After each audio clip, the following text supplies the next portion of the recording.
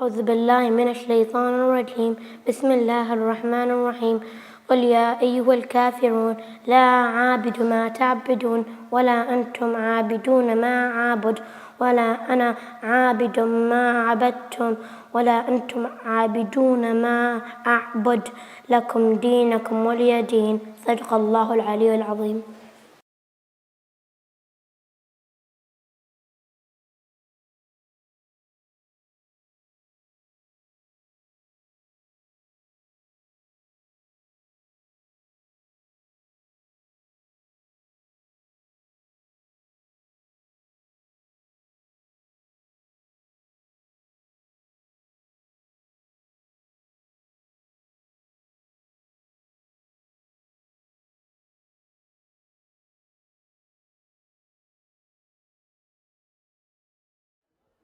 محمد وعلى محمد صلوات اللهم صل على محمد وعلى محمد.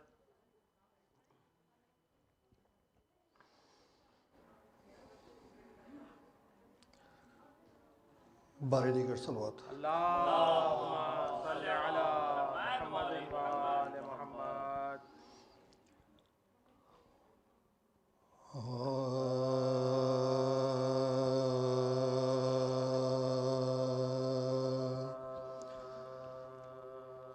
زخمی ہوئے جو ہے در صف در نماز میں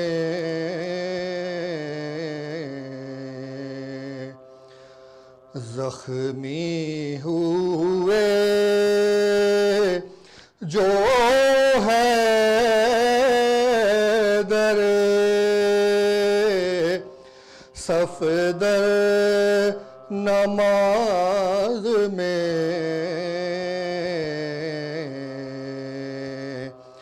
شمشیر ظلم چل گئی سر پر نماز میں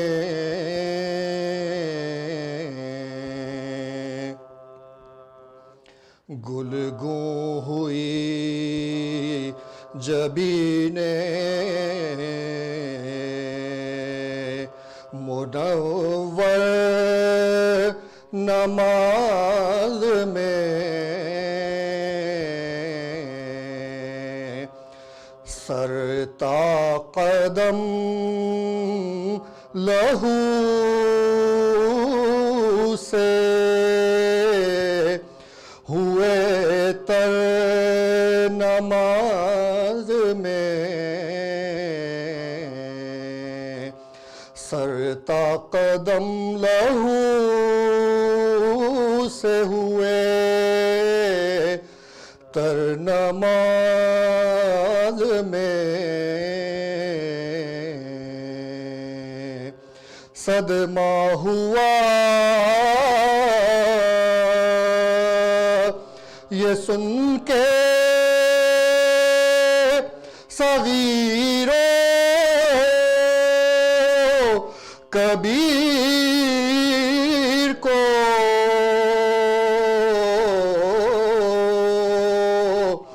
صدمہ ہوا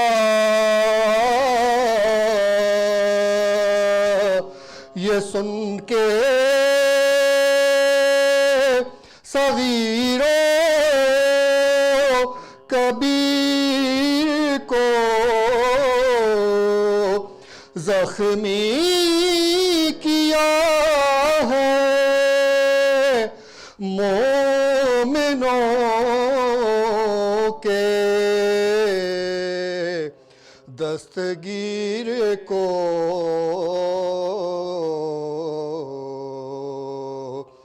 زخمی ہوئے جو ہے در صف در نماز میں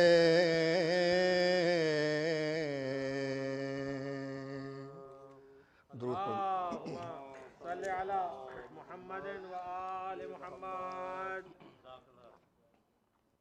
سورہ فاتحہ کی گزارش.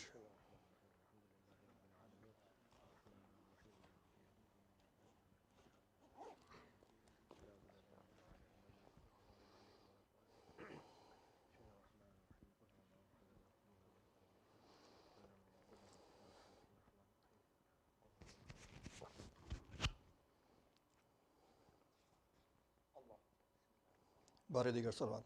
اللہم صلی علی محمد و آل محمد.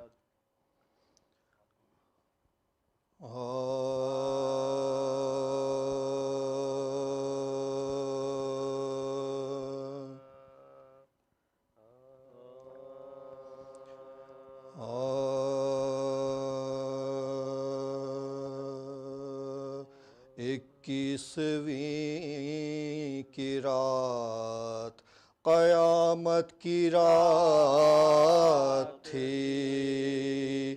اکیسویں کی رات قیامت کی رات تھی. سادات پر بلا کی مصیبت کی رات تھی. محشر کی صبح تھی کہ شہادت کی رات تھی. بیٹوں سے بو تراب کی رخصت کی رات تھی. بیٹوں سے بو تراب کی رخصت کی رات تھی. کہتے تھے دل دو نیم ہے ایسا خطر ہے آج. بیزاد راہ خلق سے اپنا سفر ہے آج. بیزاد راہ خلق سے اپنا سفر ہے آج. شبر میرے یتیموں کو شفقت سے پالیو. تم اپنے نانا جان کے گھر کو سنبھالیو. شبیر پر بلا کوئی آئے تو ٹالیو. دیکھو کڑی نگاہ بھی اس پر نہ ڈالی. دیکھو کڑی نگاہ بھی اس پر نہ ڈالی. اس کا لحاظ چاہیے تم کو کہ خود ہے بیٹا میرا حسین تمہارے سپرد ہے. بیٹا میرا حسین تمہارے سپرد ہے. اے میرے جانشین میرے دلدار الوداع. اے نور عین احمد مختار الوداع. سونپی تمہیں رسول کی سرکار الوداع. اے نور عین احمد مختار الوداع. اے نور عین احمد مختار الوداع. شبر جو میرے دوست ہیں ان سب سے ہوشیار. مظلوم کربلا میری زینب سے ہوشیار. مظلوم کربلا میری زینب سے ہوشیار. یہ کہہ کے غم سے حال جو ہونے لگا تغیر. بستر پہ اٹھ کے بیٹھ گئے شاہ دستگیر. بولے حسین سے یہ امام فلک سریر. بیٹا بڑا علم ہے کہ عباس ہے صغیر، بیٹا بڑا علم ہے کہ عباس ہے صغیر، اب آپ کے سپرد میرا لالا فام ہے، بھائی نہ جانیو یہ تمہارا غلام ہے، بھائی نہ جانیو یہ تمہارا غل پڑ گیا کہ سید ابرار مر گئے، لو جانشین احمد مختار مر گئے، دین رسول پاک کے سردار مر گئے، ماتم کرو کہ حیدر کرار مر گئے، ماتم کرو کہ حیدر کرار مر گئے، روئیں جو بیبیاں تو پسر پیٹنے لگے، عباس ننھے ہاتھوں سے سر پیٹنے لگے، روئیں جو بیبیاں تو پسر پیٹنے لگے، عباس ننھے ہاتھوں سے سر پیٹنے لگے، 21ویں کی رات قیامت کی رات تھی۔ باواد برا صلوات محمد والے محمد، جزاک اللہ نعمان بھائی بزائے بر محمد والے محمد صلوات۔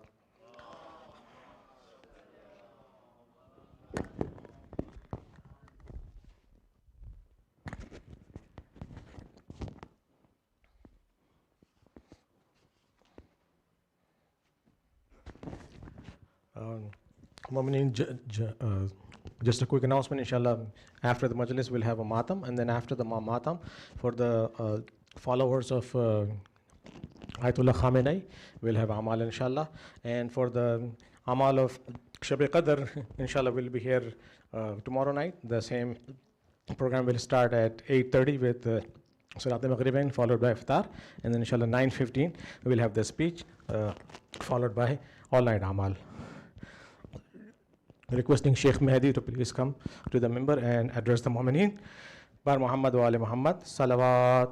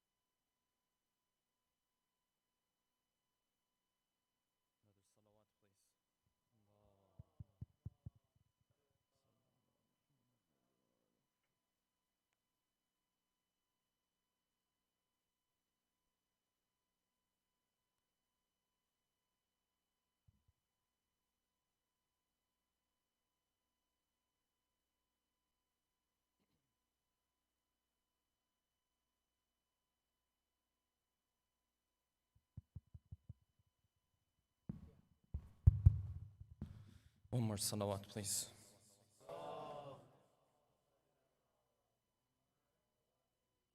Inshallah, before we begin tonight, if we can Just another reminder, alhamdulillah, everyone here is already pre-registered and vaccinated fully and everything like that, but we can ask everyone to keep their masks on throughout the whole program. If we can turn down the echo on the mic as well. If we can keep the masks on, inshallah, whenever I'm done with the lecture, I'll have my mask on as well. And whenever we're not doing a'mal and things of that nature. I know everyone is already vaccinated here, but just out of extra precautions, we can all keep our masks on, inshallah. I know brothers and sisters are enforcing this as well. Another salawat, please. Allahumma salli ala Muhammad wa ala Muhammad wa ajil farajah. أعوذ بالله من الشيطان الرجيم بسم الله الرحمن الرحيم الحمد لله رب العالمين والصلاة والسلام على سيدنا ونبينا وحبيب قلوبنا وشفيع ذنوبنا وطبيب نفوسنا أبي القاسم محمد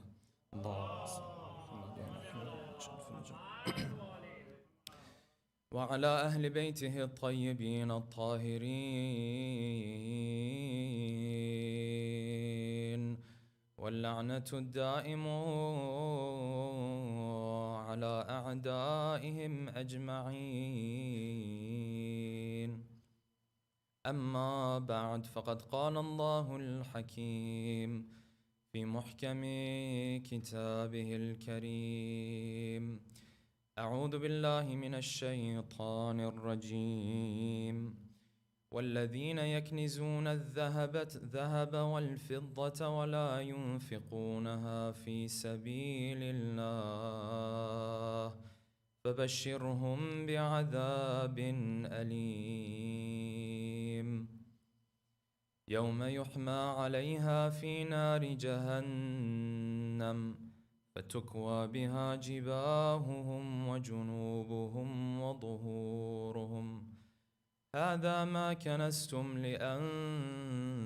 لأنفسكم فذوقوا العذاب بما كنتم تكنزون صدق الله العلي العظيم صلوات اللهم صل على For the love of our beloved Prophet and his beloved progeny, please recite a second loud salawat. Allahumma salli ala Muhammad. For the hastening in the return of our beloved 12th Imam, a third final loud salawat. Allahumma salli ala Muhammad.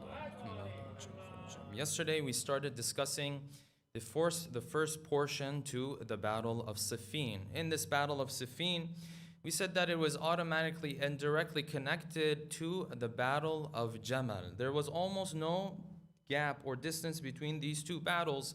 Immediately after Ali ibn Abi Talib had to leave from the Battle of Jamal, he quickly had to come towards the Battle of Siffin. And this is where he started to prepare his companions to move from the city of Basra now to the city of Kufa, and from the city of Kufa towards, inshallah, the region of Siffin.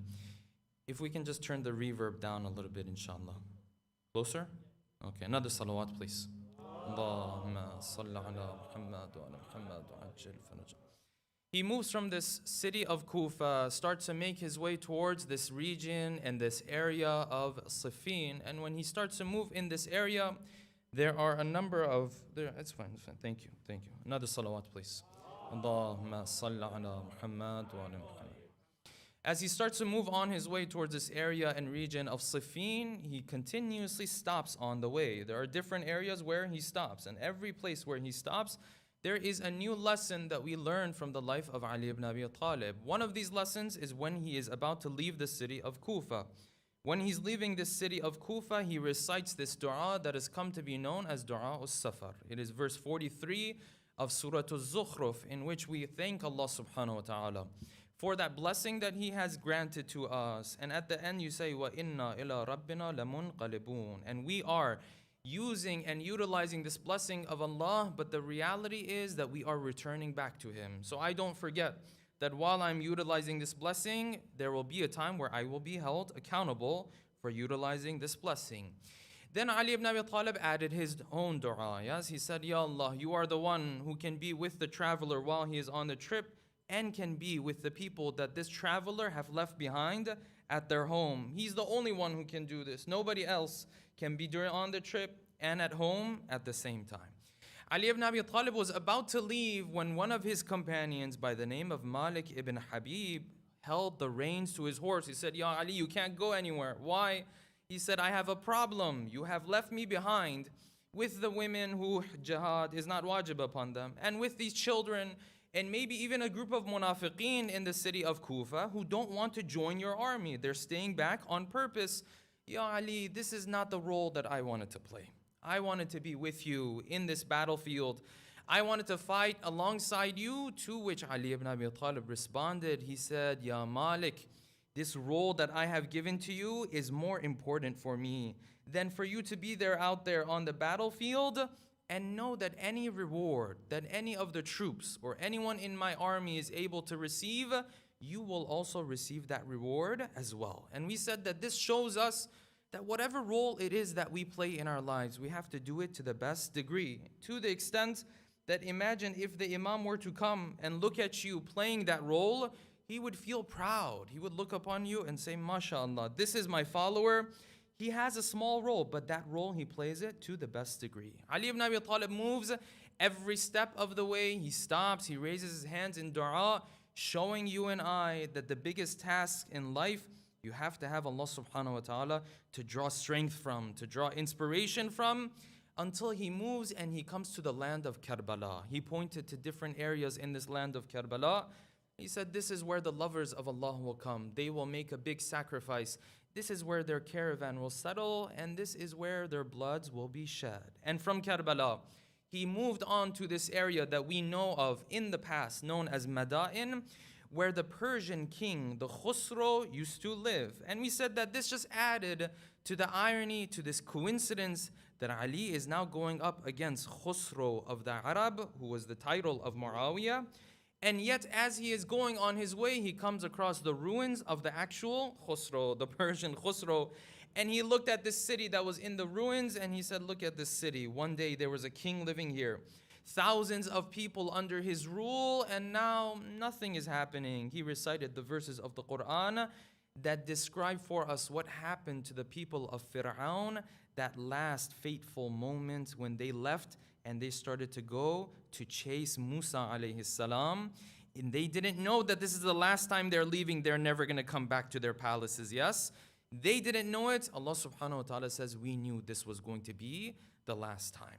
This is where we ended our discussion yesterday. Tonight, inshallah, we'll continue with this journey of Ali as he moves closer and closer to Siffin, and he actually engages in the battle of Siffin. In order to do so, we'll pose the following questions. Number one, what did Ali ibn Abi Talib tell the farmers of the city of Al-Anbar in Iraq, who when they saw Ali ibn Abi Talib, they started to bow to him, they started to prostrate to him, they started to act as if a king has entered into their village. What did Ali tell these individuals? Number one. Number two, when Ali finally makes his way towards the area or the region of Siffin, what is the first obstacle that Muawiyah puts in front of him that was a very difficult one for his troops? Number three, when the Prophet was living his life and went through all of the battles that he went through, was there any time, a moment, where he cut off water from the mushrikeen in a battle? Or is this a misunderstanding that we know of in history? Number four, before Ali ibn Abi Talib began the battle on the day of this battle of Siffin, or those days and nights rather, what were the rules of combat, the 9 rules of combat that Ali ibn Abi Talib communicated to his soldiers and his troops to be considerate of? And number 5, and the last question that we will answer, what happened after the battle of Siffin? that took Ali all the way back to the days of the Prophet, took him all the way back to the peace treaty of Hudaybiyah that demonstrated for us the loneliness and the ghurba of Ali, the same way our Prophet was also gharib and lonely. Tonight, inshallah, we'll delve into these 5 questions with a loud salawat ala Muhammadin wa ali Muhammad. Allahumma salli ala Muhammad. Ali continues on his path towards this area, this region known as Siffin. He makes another stop, and of course there are many stops on this, but some of them history has mentioned for us. He makes another stop in an area or a region that's called Al-Anbar, a city that exists today also in Iraq as well. Because now he is moving from Kufa to Siffin, to Syria. He is moving towards the northwest. And as he moves, he's actually moving up alongside this river of Furat. We'll talk about Furat a little bit more today. He comes to the city of Al-Anbar. He enters into this city or this village. The moment the people of Al-Anbar see Ali ibn Abi Talib, all of a sudden, they start to jump up and down. Some of them start to prostrate to him. Some of them bow down to him, yes. And not only were they acting very odd in the presence of Ali, in fact, they brought a number of their cattle, surrendered it to the troops of Ali.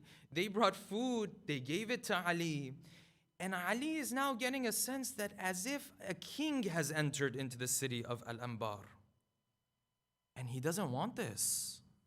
Because this city of Al-Anbar, you have to understand, all of Iraq, of course, today when we talk about Iraq, you talk about a country that has had a Muslim population, for many years. At that time when Ali was going through Iraq, Iraq had only come into the rule of Islam, how many years? 20, 25 years max.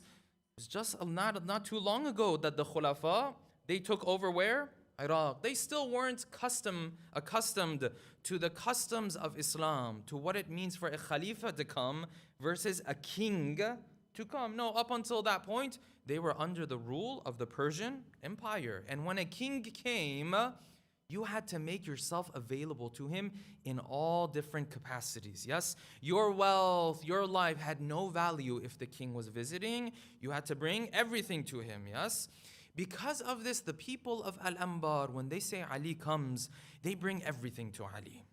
And now Ali wants to teach them a lesson that, times have changed. This is the rule of Islam. And not just any Islam, this is the rule of Ali now. Yes, Khulafa, one thing, separate discussion. The rule of Ali is a different rule. Yes, he wanted to explain to them that these customs you have to get rid of now. This is no longer the rule of a king. They came, they started to prostrate, they started to bow down to him. He immediately stopped them. He said, no. And you have to understand, this is in the context of them looking at him in what? As a king, huh?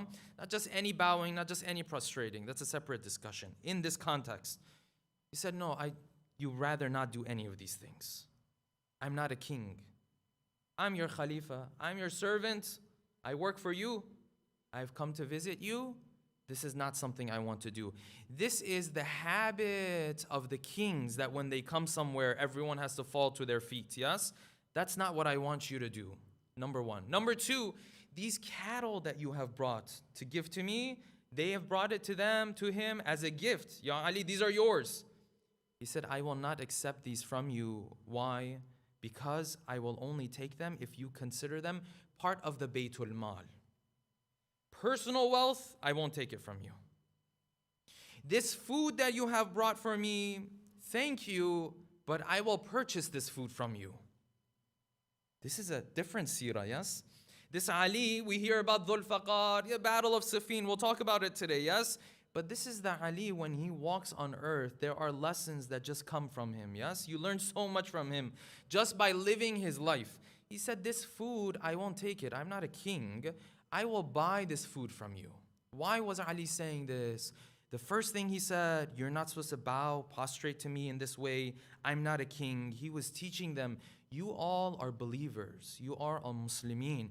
You are not to humiliate yourself for another person. And this is a lesson for you and me, that as a believer, you are not one to humiliate yourself for others. You and I speak of myself, we humiliate ourselves for this dunya all the time. For the money, for the wealth, for the fame, we're willing to do anything. Ali said, no, you're a believer. You have this respect, this honor you have. You have to walk with respect and you have to walk with honor. You should respect yourself. And this is the part I'm adding now. If you respect yourself, your conduct has to be such that you don't allow others to disrespect you either. Many people you will see, they'll say, oh, everyone has to respect me. But their conduct is such, it's so terrible that forces others to do what? To disrespect them, to say things about them, to backbite about. You have to carry yourself in such a way that you don't allow what? Others to have an excuse to sit there and disrespect you. It's not going to stop people from disrespecting you, but you can't be the one who's initiating this. You have to watch your own actions, yes? This is not this thing you sit there and say, everyone has to respect me. Well, your actions have to live up to this as well. Your actions have to live up to the standard as well. Number one, he said, I won't allow you to prostrate in this way. You cannot humiliate yourself. This cattle and this wealth that you brought me, it can go part of Baytul Mal. I'm not going to take it. Why? Why is Ali saying this? Because in Islam, there is this fundamental principle that a person who has authority, the person who is in charge, the one especially who is a judge, he is not to be taking gifts from this person and that person on a personal level. The things that a judge might receive from others, sometimes it's a bribe. I come to the judge, I say, I will give this to you so that you rule in my interest, yes, on my side. That's definitely problematic. Then there's another discussion in Islamic jurisprudence. Can I come to a judge and just give him a gift? Not a bribe, just a gift. Give it to him as a gift. I like him, I want to give him a gift. And many scholars say, no, this is not allowed. Why? Because now his decision is what? Even if it's unconsciously, it is swayed now. Yes? He said, I won't take this from you. This is part of Baytul Mal. You can put it part of Baytul Mal. My personal wealth, I won't take this as part of my personal wealth. This is why Ali ibn Abi Talib, in that letter that he writes to Malik Ashtar, when he makes Malik Ashtar go and become the governor of Egypt, yes? Famous letter of Ali ibn Abi Talib in Nahj al-Balagha. Amongst that, and it's a very long one, when you get to the middle, then Ali starts to talk about the judges. He says, Malik, when you go to Egypt, make sure you choose the best of judges, number one. Number two, and he mentions a number of characteristics for them. Then he says this, he says, Malik, pay them well. Pay them well, otherwise it will create problems for you. And he said, be so close with your judges that your judges never feel like anyone can come behind their back and speak to you. They feel that close to you so that when the time comes, they feel like they will make the right decision and you will have their back. This is why Ali says, this wealth, I don't want to take it from you. Ali moves from the city of Al-Anbar and he comes to this region as the region of Siffin. You have to understand, Ali at this point, he is the one who's leaving his stronghold in Kufa, yes?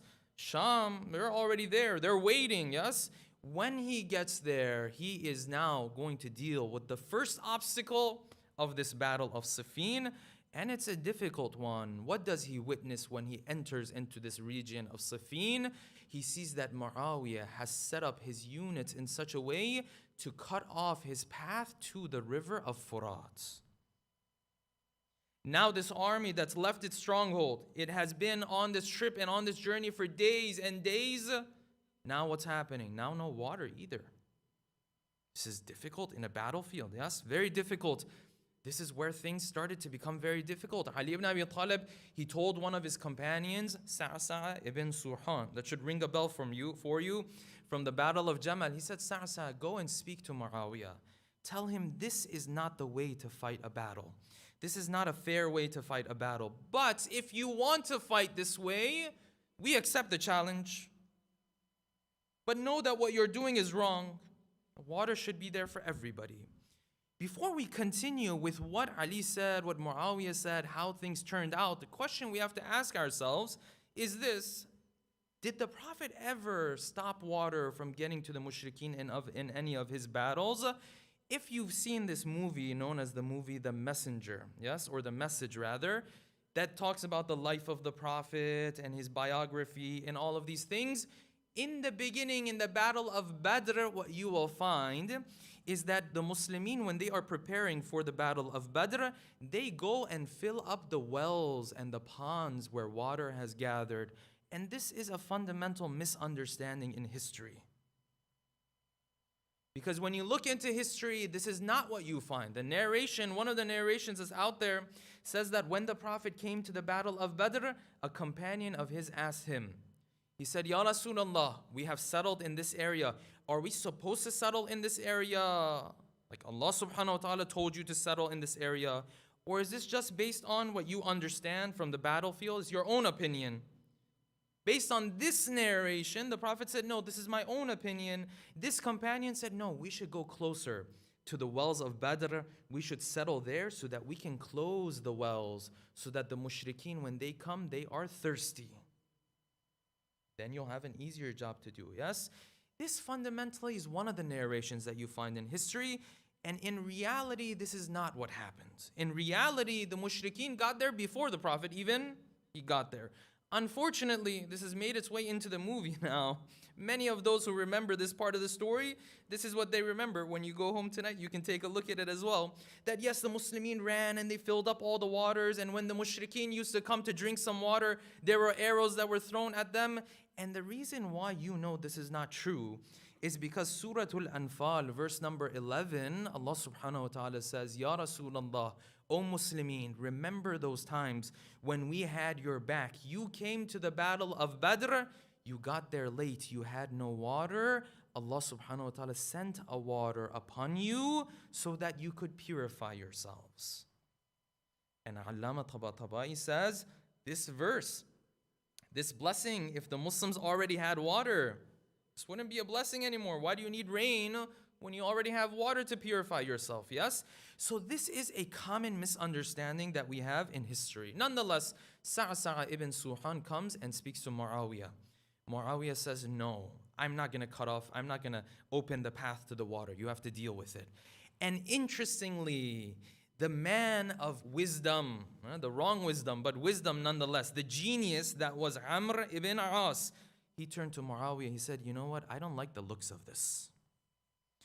He said, don't cut off the water to Ali. The only thing you're doing is making him and his troops even more eager to now come to battle with you. Amr said, this is going to backfire. Don't do this. Muawiyah didn't listen. He said, I have to keep my troops there. Ali returns, Sa'sa returns, no results. Ali now delivers a khutbah to his people. Yes? This is the part where Ali now, you see, remember we talked about the battle of Jamal. He goes between warrior and patience. Now he switches to warrior again, yes? He turned to his companion and said, this khutbah is only 4 or 5 lines. That's it. That's how long it is. But this khutbah was so powerful. He turned to his companion and said, listen, Muawiyah has placed you between 2 options. Either you die here in thirst, or if you want to quench your thirst, your swords have to be quenched with their blood. You have to go open the path to the water. Otherwise, you're going to die here in thirst. Whichever it is you want to do. And this khutbah was so powerful. In just a couple of hours, the warriors of Ali, they came, they opened the path to Furat. And they gained power over this water. Okay, all of this sounds great. All of this sounds wonderful. But now that Ali is, so to speak, on the top, he is the one who has authority, there is, of course, a very important decision to be made, yes? Now that you have power over the water, what are you going to do with it? And then you read in history, this is that Ali who does right by everybody, no one does right by him, yes? Ali then came, he sent message to Muawiyah. He said, Halumma ila al-ma. Tell your troops if they want water, they can come and get water from this river of Furat. Nahnu wa antum fihi sawa. You and us, we can both come and get this water. And the parallels between what happened with Ali and what happened in Karbala are just too clear for us not to notice, yes? Because the same incident happened where? Same incident happened in Karbala. The son of Muawiyah on one side, the son of Ali on the other side. It's almost as if history is repeating itself, yes? Except the only difference was, in this Siffin, Muawiyah had power first, then Ali got the power. In Karbala, what happened? Hussein had water first. Then Yazid got power over the water, yes? This is why this group of Hur ibn Yazid al-Riyahi, when they came and they approached the Imam and they finally stopped him, for the first time they met with the army of the Imam. What happened? The Imam gave them water. The Imam gave their horses water, no? The companion says, the narrator says, he says, I was part of the group of Hur ibn Yazid. Yes, part of this smaller group of Hur. This is different from the army of Yazid and Ibn Ziyad that's going to come later. This is part of the smaller group.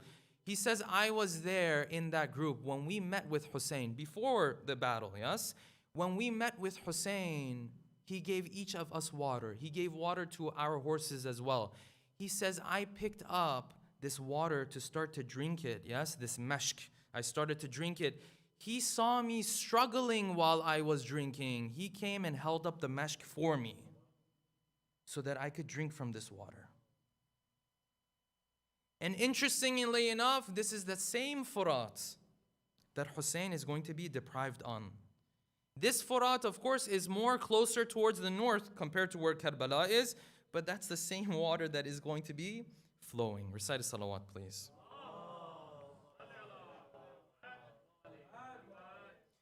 At this point, Ali ibn Abi Talib gives them permission to come and take from the water. This is where this battle of Siffin starts, and it continues and it continues. This battle of Siffin was very different from the battle of Jamal. Battle of Jamal, 1 day. Some have said 2 days. Battle of Siffin took months. And there's a very key lesson to be learned from this. We'll talk about it later. This battle now starts before the month of Muharram. It starts, now this group attacks 1 day. The other group attacks 1 day. This continues for multiple days, yes? And throughout this time, you find that Muawiyah was doing a number of things. One of the things he was doing, writing letters, negotiating with the commanders of Ali ibn Abi Talib. Let me see if I can pay them maybe. Maybe I can do something, get them on my side. Ash'as, let me write a letter to him. Ibn Abbas, let me see if I can negotiate with him. Trying to get them on his side. Finally, he wasn't able to do this until the month of Muharram comes. So this was the first round of battles that were happening.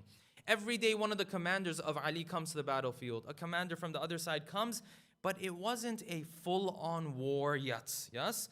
Month of Muharram comes, they say the month of Muharram is a haram month, yes?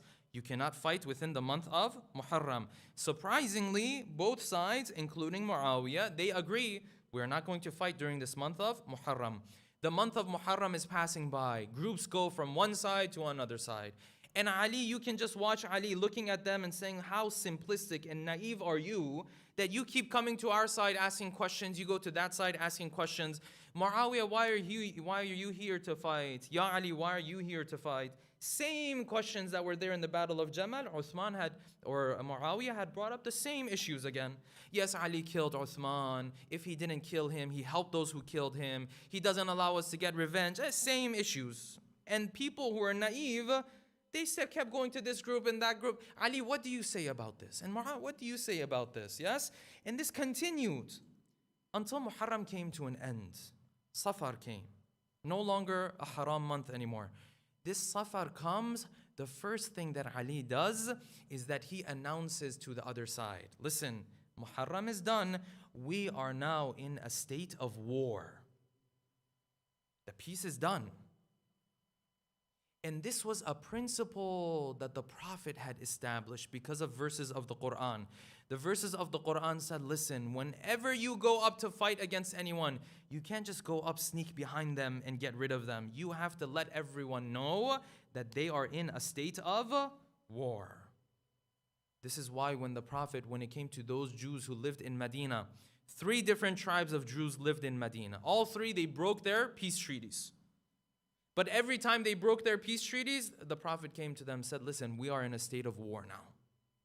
I have to tell you this because the Quran says this, وَإِمَّا تَخَافَنَّ مِنْ قَوْمٍ خِيَانَةً فَانْبِذْ إِلَيْهِمْ إِلَى سَوَاءٍ. Go and tell them that you and I, no longer peace. We are in a state of war.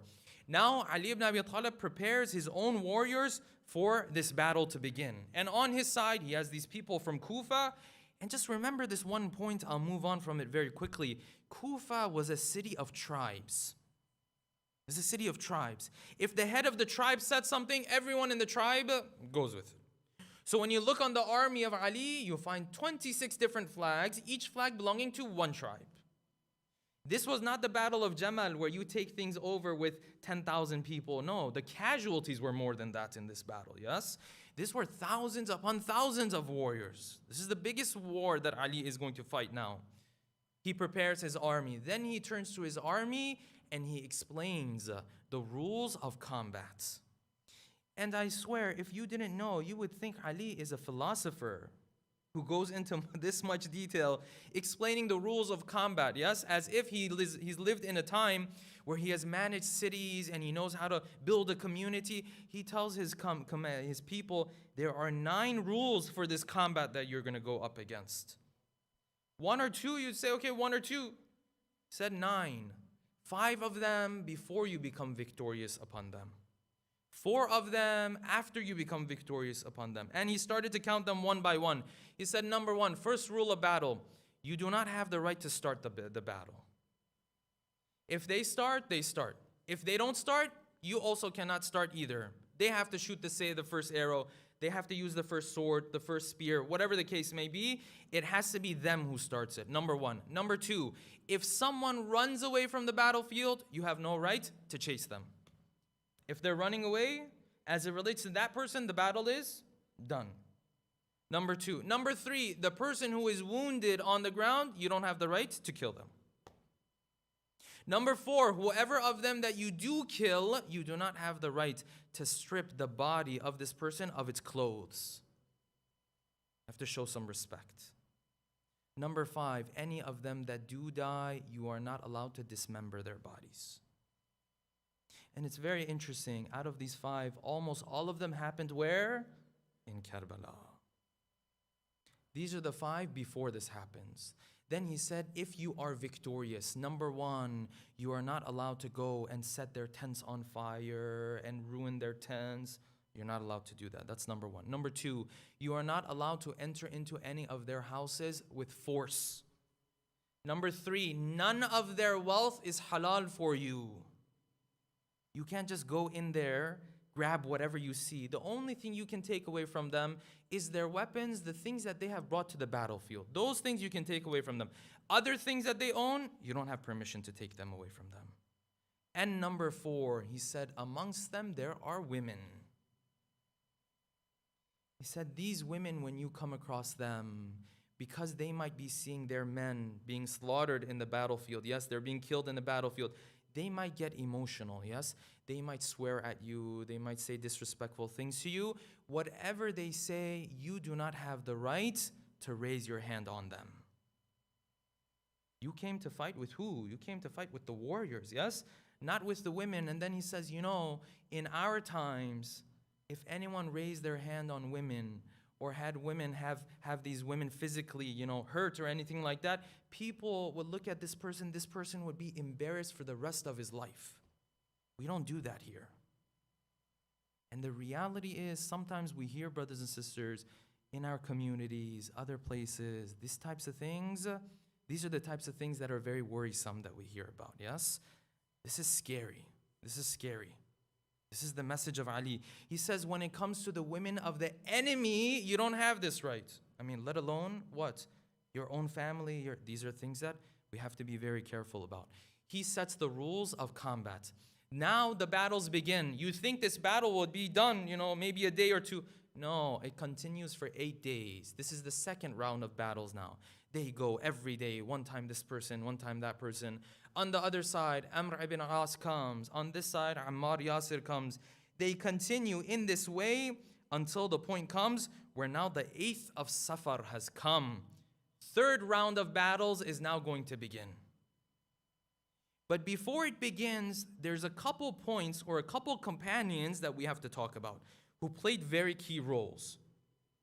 Amongst these warriors that Ali has, you look into history, you find one name you don't expect to be there at all. Who is this? You find Shimr ibn Dhil Jawshan is part of the army of who? Part of the army of Ali.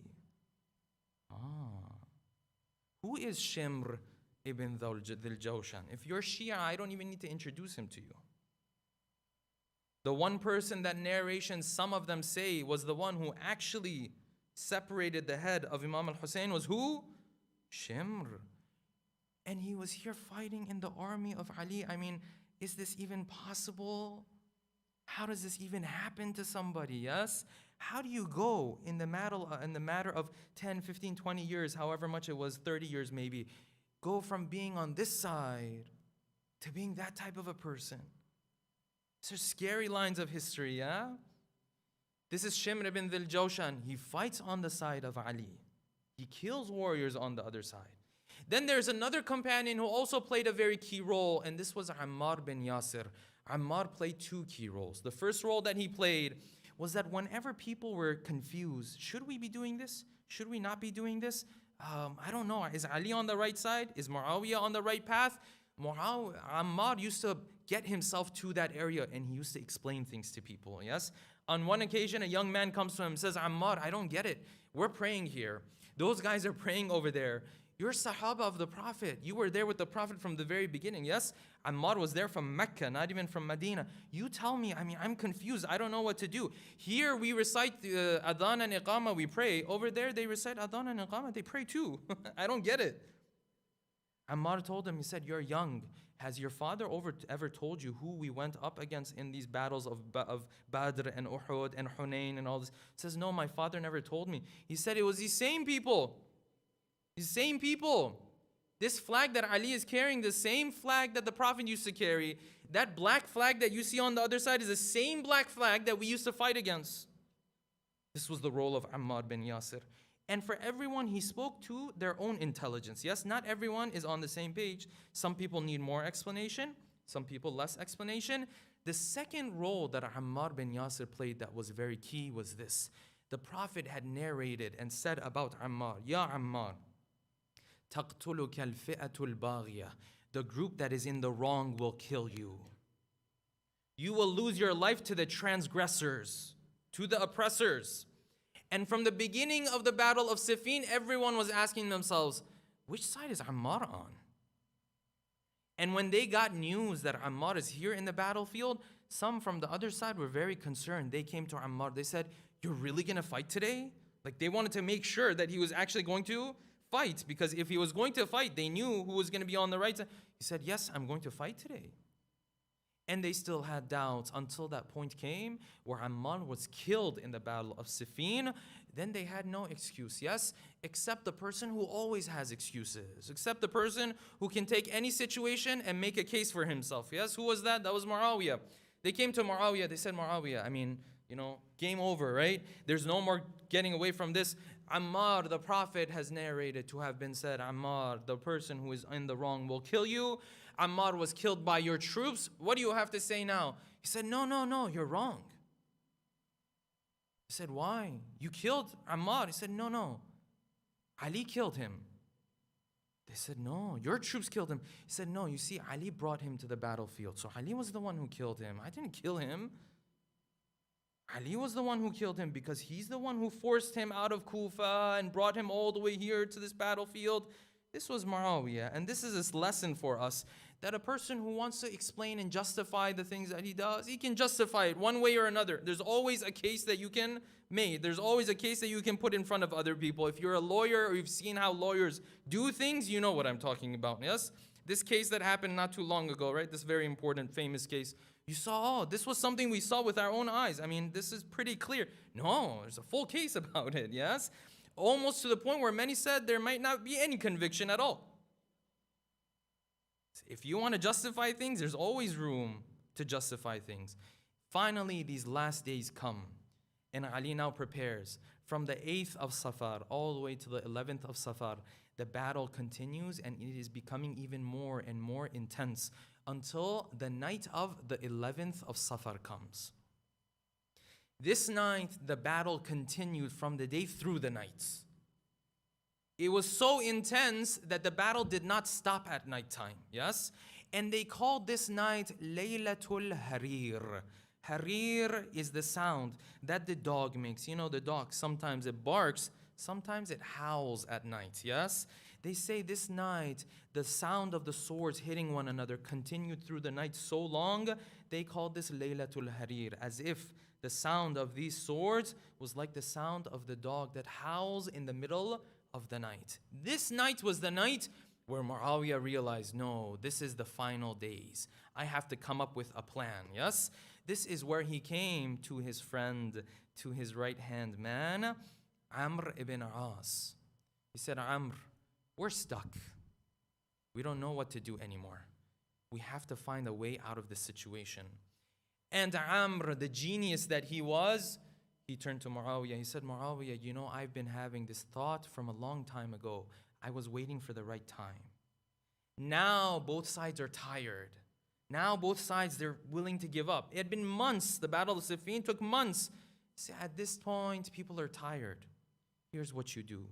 Tomorrow morning, you will take the Qur'ans. You will put them on the spears. You will tell your people to call out this slogan, let the Qur'an be the judge between us. As if up until now, someone else was the judge between us, yes? Who was the judge between us up until now? But this was the genius of Amr ibn As, yes? And before I move on, I just want to emphasize this point. This emphasizes and shows you, of course, in a wrong way, shows you how important consultation is, no? That you don't think you know everything. No, no, no. Even the Muawiyahs of the world with the biggest egos, they used to come and consult others. They used to come and say, what do you think? What do you think? Because he knows what? He knows if he can get everyone's thoughts on this issue, he'll make a much better decision. This is why he gave away Egypt to Amr ibn As, right? Because he was getting what in return? This knowledge, this experience, this counseling that he was getting from him. Amr said, do this. This will save you. Next morning, companions of Ali are preparing again. And Ali, at this point, he turns to his companions. And these are the last moments, yes? He turns to his companions. He says, listen, these are the final breaths of the army on the other side. If you're just patient with me a little bit more, we'll get it done. And according to some narrations, he said, today is the last day. We're going to get it done today. This battle of Siffin, what Ali was saying was that when you go up against evil, you have to be consistent. Battle of Jamal, one day it's done, you move on. Many of our battles, brothers and sisters, are not one day. Many of our struggles, you have to be consistent over and over and over and over again. When you're fighting with Shaitan, Shaitan doesn't just come once or twice, huh? He comes over and over and over again. And normally what happens? After 20 times, you get tired. You're like, I'm tired. It's supposed to be the other way around, huh? It's supposed to be such. And when Shaitan comes once, twice, 10 times, you get back up, you do your tawbah, that Shaitan sits there and says, I'm tired. Because every time I get this person to do something wrong, he comes back, he does his tawbah again, and his tawbah is genuine, huh? Not just saying it. He gets back up again. That's the way it's supposed to be. And Ali, in this khutbah, this last day, he told his companions, he said, listen, every good deed is judged based on the way you end it. The way you end it. It's not the way you start, the way you end it. Khawatim, huh? The khatma, the end of it. What was he saying? If you've worked this hard, you have to bring an end to it, yes? If I'm struggling against my ego, up until now, if I've done good or not good, whatever, that's one thing. It's the way I end my life. Otherwise, Shimr ibn Dhil Joshan started out pretty well, too. He said it's the way you end things. And with Shaitan, you have to outlive him. With Shaitan, every time he makes you fall, you have to get back up and say, this haram habit, I'm going to remove it from my life. Ali says this is that last day. But before this army starts to move out, then they start to get word, oh, these guys, they look very different. Today they had these swords and everything. Today now they bring out these spears, the Quran. All of a sudden this confusion starts to spread amongst this whole army of Ali. They said, no, these guys, apparently they believe in the Quran too. And Ali told his companions, he said, listen, this is their trick, yes? This is because they feel like that last moment has come. Don't listen to them. This is that last moment. He has a little bit of what you can almost consider a small huddle with his closest companions. He says, just stick with me. We'll get him done today. Today's that day. The battle continues. Malik Ashtar is now pushing. He's almost there to reach the tents of Muawiyah himself. Then all of a sudden, Ali sees, no, his own troops come back to him. This is that loneliness of Ali, yes, the ghurba of Ali. The striking of the head of Ali is one thing. These are the lonelinesses of Ali. Then all of a sudden, his own troops came, they gathered around him. And all of a sudden, he realizes they're not even addressing him as Amirul Mu'mineen. They're addressing him as Ali. Ali, you need to do this. What do I need to do? You have to stop the war. They say the Quran has to be the judge between us. It's a valid point. The Quran should be a judge between us. You need to stop the war. Ali said, no, we can't stop now. We're almost done. They said, Ali, if you don't stop the war right now, we will kill you. And Ali says, what can I do? He sent word to Malik Ashtar. He said, Malik, come back. The messenger goes to Malik, says, Malik, come back, your imam. They're going to kill him. He says, they're going to kill him? The troops from the other side got their hands on my imam. He says, no, your own troops. They're going to kill him. And Malik says, no, listen, tell Ali now is not the time to come back. I'm almost there. Almost done. That's how close Malik was. The messenger comes back. The people around Ali say, Ya Ali, you didn't send strong enough of a message. Otherwise Malik would have come back, yes? Go and send him the message again. Ali says, I sent the message. He won't come back. He sends the message again. He says, go tell Malik, if he doesn't come back, he will never see his imam again. The messenger comes to Malik. Malik, you have to come back. Then imagine the pain that Malik had in his heart in these moments. He was walking back towards his own troops, his own tents, and he can see the tent of Muawiyah. He's almost there. And he comes back. And this Muawiyah, who, if his situation would have been taken care of, the tens of years of rule of Bani Umayyah might have been taken care of altogether as well. No Karbala might have even happened, yes? This doesn't happen. And Malik makes his way back. And then Ali says, what do you want from me? They say, listen, we have to have a peace treaty with the other side, yes? We have to make sure that we sit down and we agree on certain terms.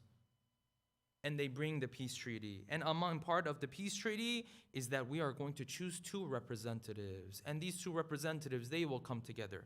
They will decide what's supposed to happen to this Muawiyah and Ali. And these guys fight together so much. We'll let these 2 guys decide, the representatives. They will decide on behalf of the ummah what they are going to do. They brought the peace treaty, and the peace treaty began like this. That yes, Amirul Mu'mineen Ali and Muawiyah, this is the peace treaty between the 2 of them, and this is where the other side objected.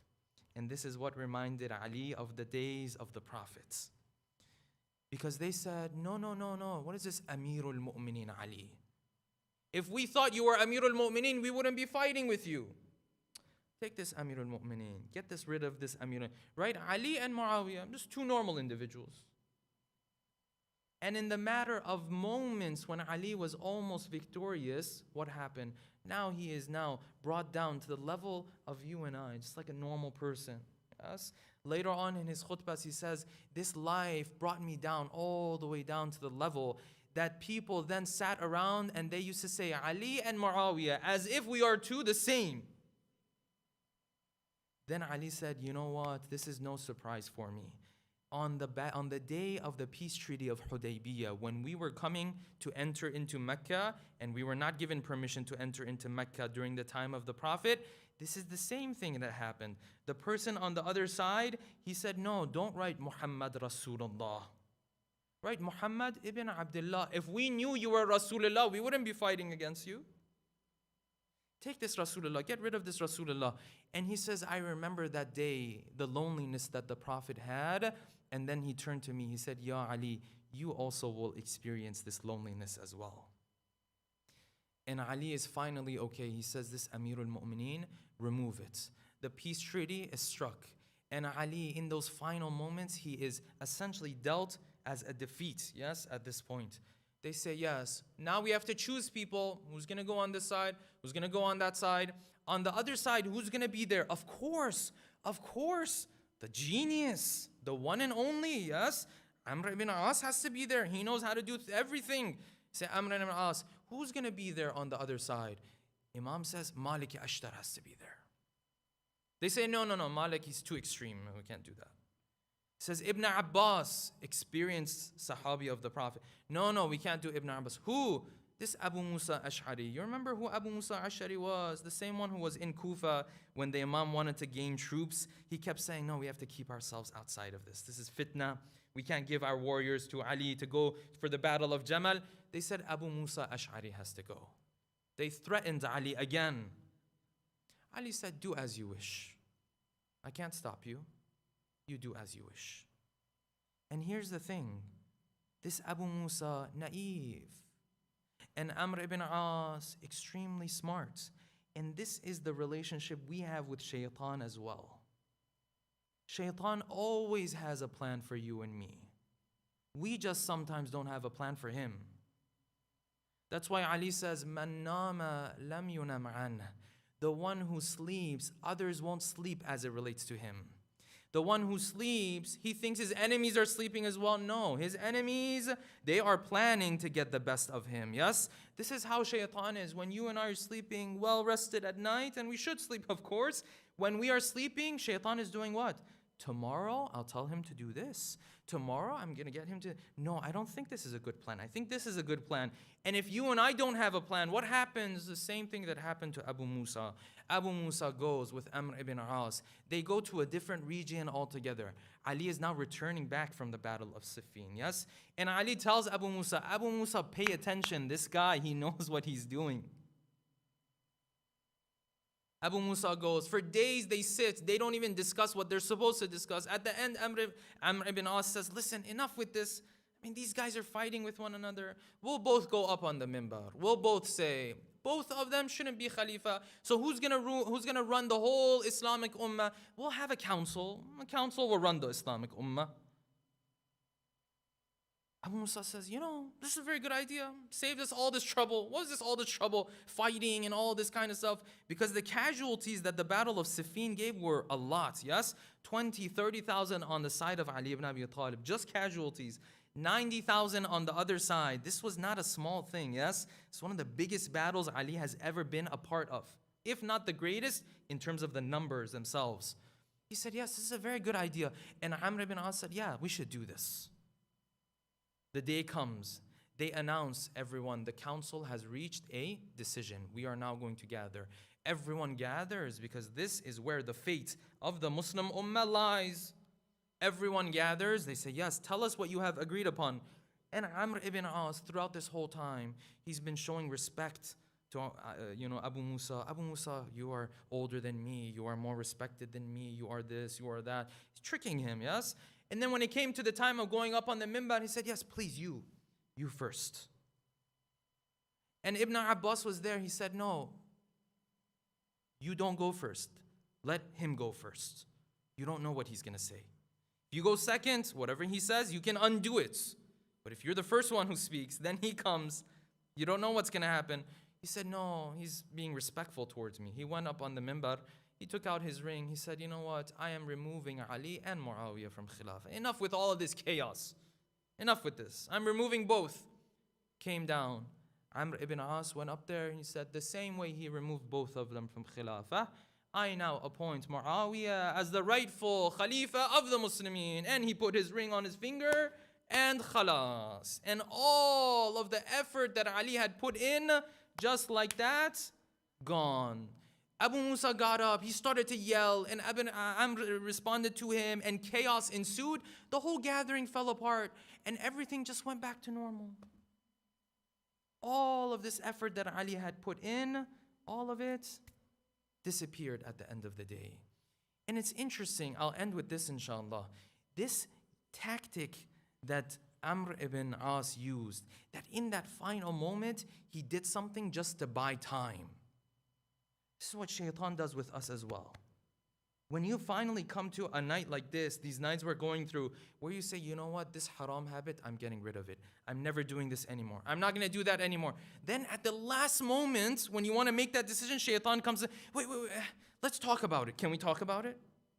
Let's negotiate about it. Maybe don't make any haste decisions now. It's haram. No, let's wait a minute. Let's wait a minute. This is the lesson of the battle of Siffin. And this Gharib Ali, yes, this lonely Ali now returns back to the city of Kufa. Sallallahu alayka, Ya Amir al-Mu'mineen. If we can dim the lights, inshallah, we'll take our hearts, brothers and sisters, to the city of Kufa, where this beloved Imam of ours is now going through the final moments, the final days of his life. They say Ali, in these final days, in these final moments, he had so much pain, so much difficulty. And he says that no one else could come and visit Ali anymore.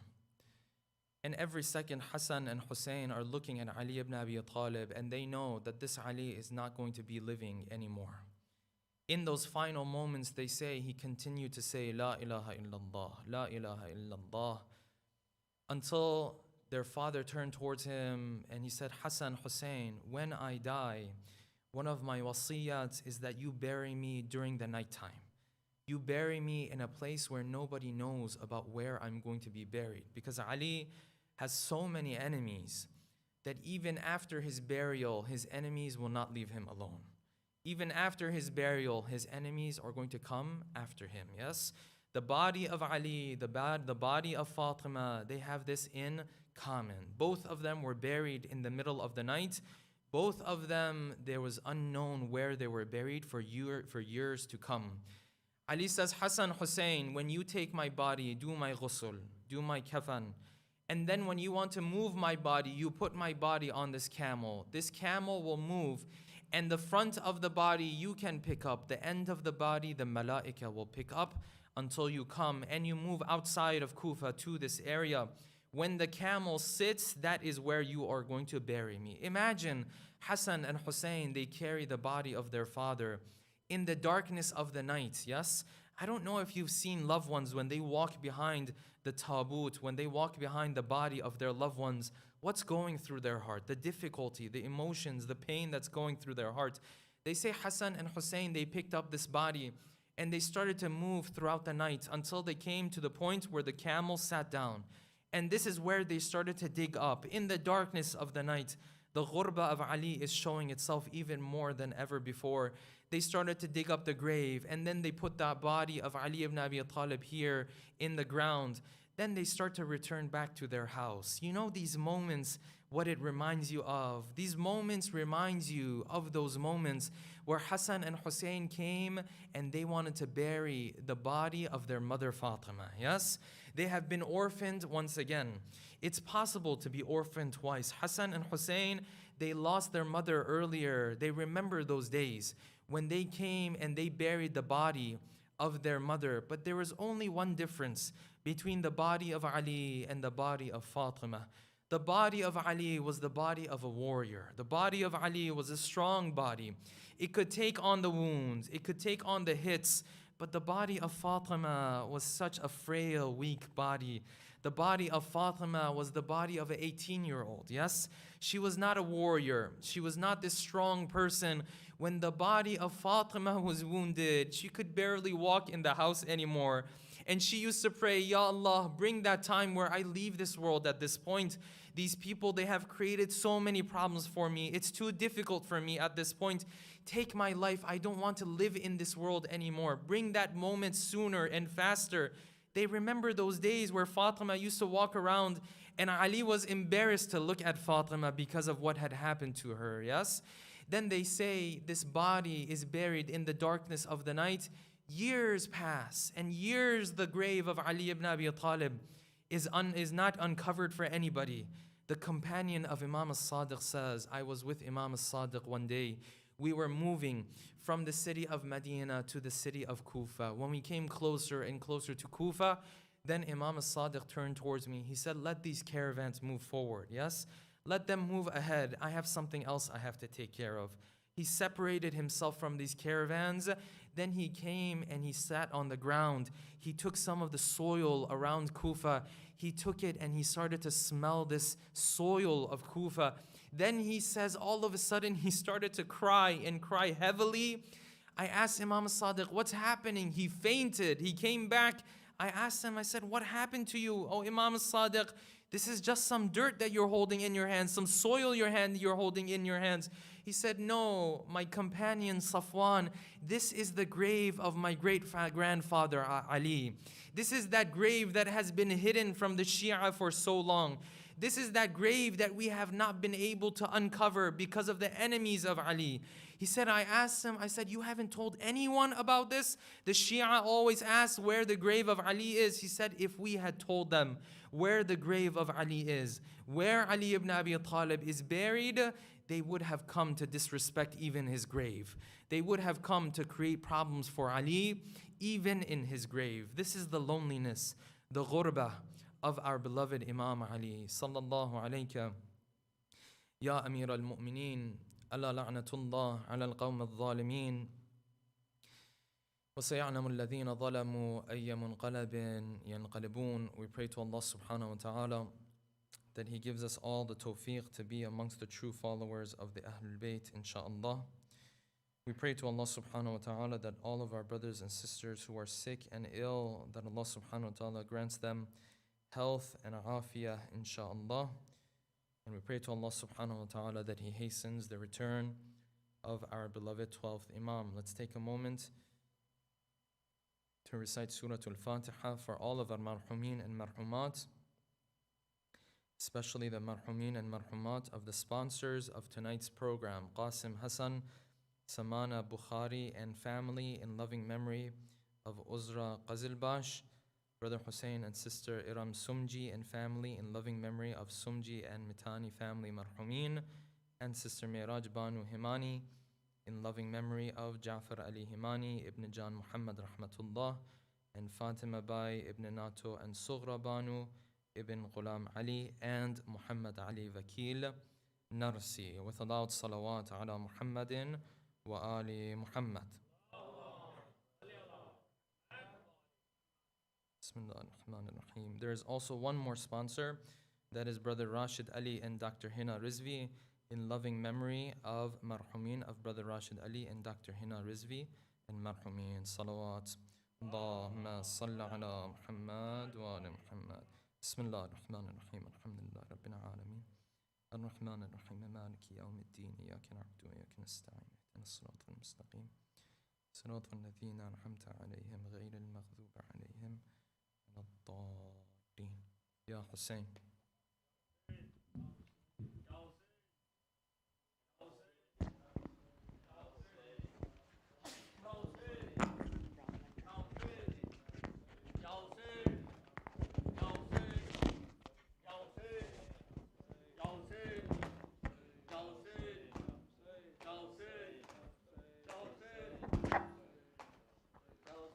बेदर्द मुसलमान तो खुशियाँ मना रहे हैं, बेदर्द मुसलमान तो खुशियाँ मना रहे हैं, बेदर्द मुसलमान तो खुशियाँ मना रहे हैं।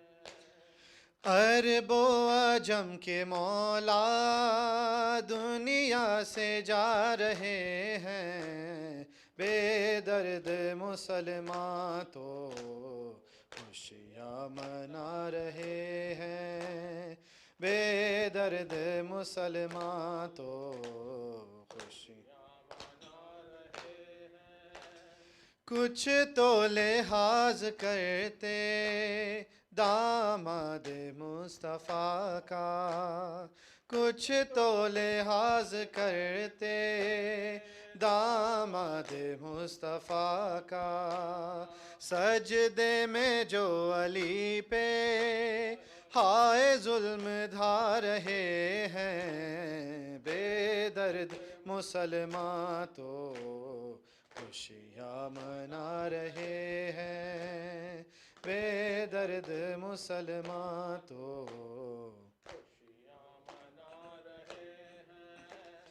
احمد کے بعد زہرا اب چل پڑے علی بھی، احمد کے بعد زہرا اب چل پڑے علی بھی، آثار پنجتن کے ظالم مٹا رہے ہیں، بے درد مسلمان تو خوشیاں منا رہے ہیں، بے درد مسلمان تو خوشیاں منا رہے ہیں، بالوں کو کھول زینب کلثوم رو رہی ہے، بالوں کو کھول زینب کلثوم رو رہی ہے، گھر گھر چراغ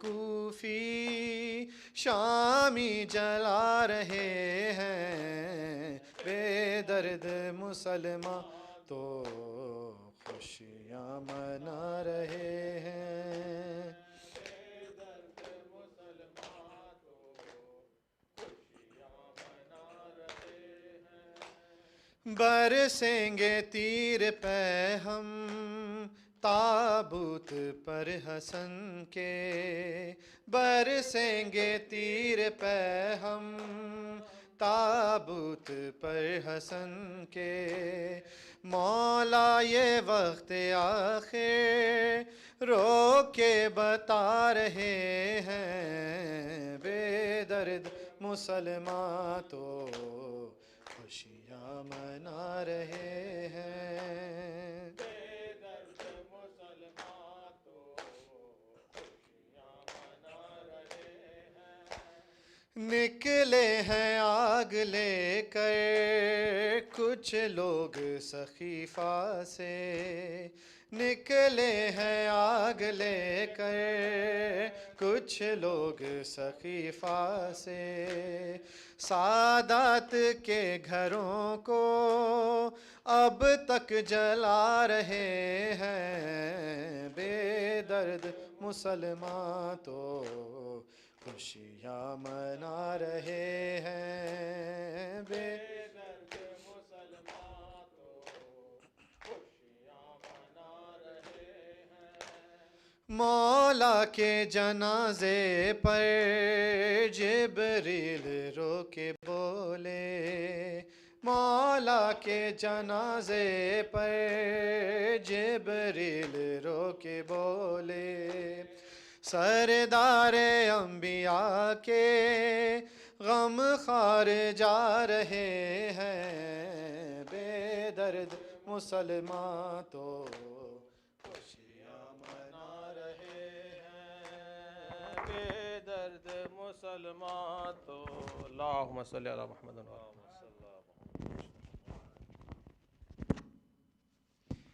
اللهم صل على محمد السلام عليك يا رسول الله، السلام عليك يا أمير المؤمنين، السلام عليك يا فاطمة الزهراء يا سيدة النساء العالمين، السلام عليك يا أبا محمد يا حسن بن علي المجتبى، السلام عليك يا أبا عبد الله، وعلى الأرواح التي حلت بفنائك، عليك مني سلام الله أبدا ما بقيت وبقي الليل والنهار، ولا جعله الله